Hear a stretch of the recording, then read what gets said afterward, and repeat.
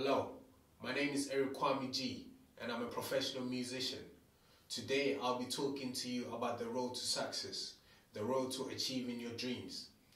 In order to achieve your dreams, the very first and the most important step is to actually clearly define your dream, clearly define your goal. You need to know what you clearly want. I heard a wise saying that a person that starts off going nowhere usually gets there. Because when you don't know what you want, anything that you get seems to be right for you. So you need to know what you want. You need to know what level you want it at. That's the most important, the first step to achieving your dreams. The other thing you need to consider in this stage as well is that you need to have a positive mindset and you need to believe in yourself that you can achieve that dream. You know, don't doubt yourself. The fact that you desire to achieve that dream, the fact that you have that urge to do that thing, that is proof enough that you're capable of doing it. That is proof that you have the abilities to do your dream. Because you don't see a little dog, a little puppy trying to fly. Because a dog is not designed to fly. You see little puppies trying to bark. Yeah, you don't see a bird trying to bark. A little bird. You see little birds trying to fly because that's what they're designed to do. So whatever you're designed to do, it's like whatever you desire to do, the fact that you desire is to do it is proof that you can do it, even if you can't do it at this moment in time. Yeah, just believe in yourself. Your desire is proof enough. The second step in achieving your dream is actually to plan how you're going to achieve it and take action. A very good thing that you can do is to get mentors, get people that have been there, that have done the mistakes, and people that have found the shortcuts, so they can teach you. You need to find teachers because these people are going to help you to shortcut the process. All the time you would have wasted trying to, making mistakes and all those things, mentors can help you because they've been there, they've done those mistakes. They'll help you, like, prevent you from doing them. So that's very important. The other things you can do is to get on courses. Basically, what you need to do is to learn in this stage. Let's say you want to learn a new skill, you want to play a musical instrument. What you have to do in this stage is to learn the basics that have been laid down over the years. You need to learn the very fundamentals, make sure you understand them and know why they work. And then you will start to see, okay, which would work better, why this doesn't work. When you take your time to learn the basics, then after that you can start to be creative and innovative because you can see how to apply them differently. You can see what is not working and how you can bring something new to the table. That's the best way to start to be creative. First, learn the basics. Be humble and be patient. Because if you skip this stage, trust me, you would have to come back to it. Because it's going to get to a point that you're going to get stuck. And then your only solution will be to come back to the basics and get the basics down first and build on it gradually. So this is a very important step. The other thing you need to do is to stay focused. You need to stay very focused on your dream. When you stay focused on your dream, you start to see opportunities and ideas that you would have never had if you weren't focused on it. So there's a part of your brain called the reticular cortex. What this does is it makes your brain extra sensitive to what you focus on.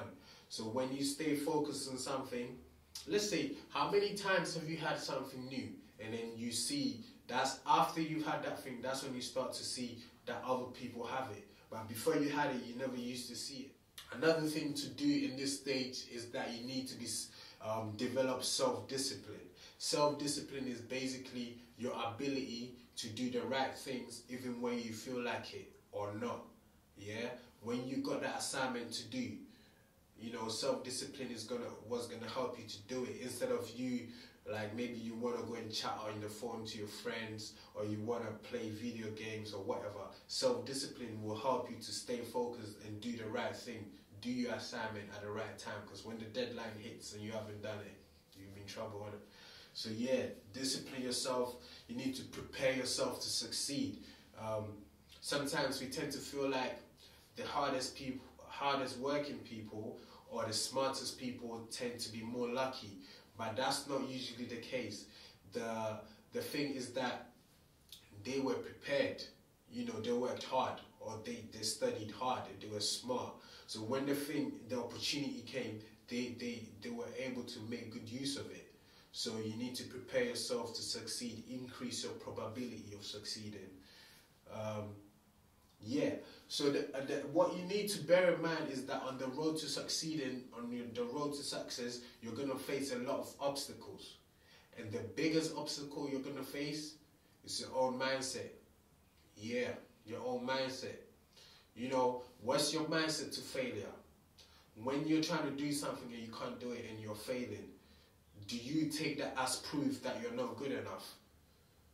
You know, that's a very bad mindset to have. A good mindset to have is to take failure as feedback. That's all failure is. When you fail at something, it's not proof that you're not good enough. All the failure is telling is that you did something wrong. Yeah? So failure has nothing to do about you. Failure has something to do about what you did. That's two different things. What you did is not you. Yeah? So basically failure is telling you that maybe you didn't work hard enough or you didn't work smart enough.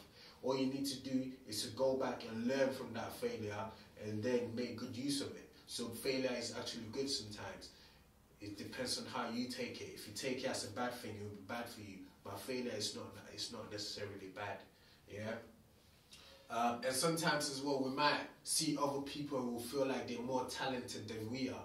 But sometimes that's not the case. Some people are not necessarily more talented. Maybe they just had more opportunities. Maybe their parents could afford extra lessons for them, after school lessons. Maybe you didn't get that.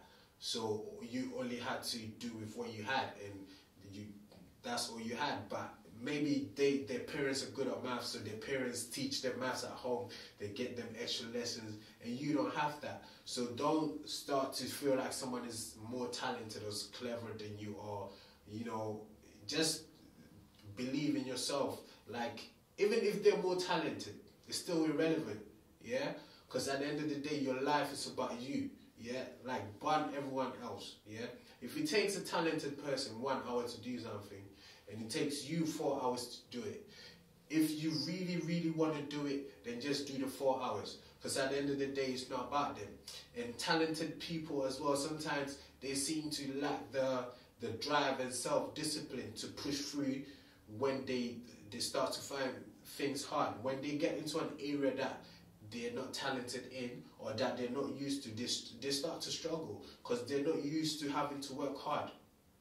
Yeah, they're not used to facing obstacles like that. But if you are used to having to work hard and then you face an obstacle, you would have that drive and self-discipline to push through, because you're used to having to push through anyway. So in the long run, having to work hard or not having as much talent as someone else, in the long run is actually a benefit, because you would develop that self-discipline and that drive. And that drive can get you further than someone else's talent, because it only applies to one area, their talent. By your drive, you can apply to a lot of other areas. So that's what you need to consider as well. So in conclusion, I'd like to say that on your journey, like on your way to achieving your dream, you need to keep in mind that the person you become is the most important thing. Like, what you become is more important than what you achieve. Because let's say, for example, people that win lotteries, like, how many times do you hear a few years down the line they go broke and they don't know how to get back there, because all they did was they gambled, yeah, and then they won the lottery, and then they don't know how to manage it, they don't know how to increase it, and then they just waste it and they go broke. But if you take your time and actually learn on your journey, yeah, learn, it's all about who you become, yeah. So make sure you learn all the lessons on the route to the place you want to get to.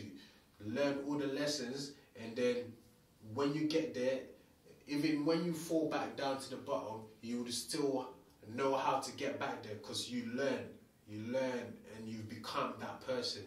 Is who you are. Yeah. So it's not about the journey. It's not about the end goal. It's not about the trophy. It's about the journey. It's about who you become and what you learn. So the last thing I like to keep in mind is that he who says he can and he who says he can't, they're both usually right. Because whatever you believe about yourself is what you are. Thank you very much for listening to me. I'm Eric KWAME G. Thanks.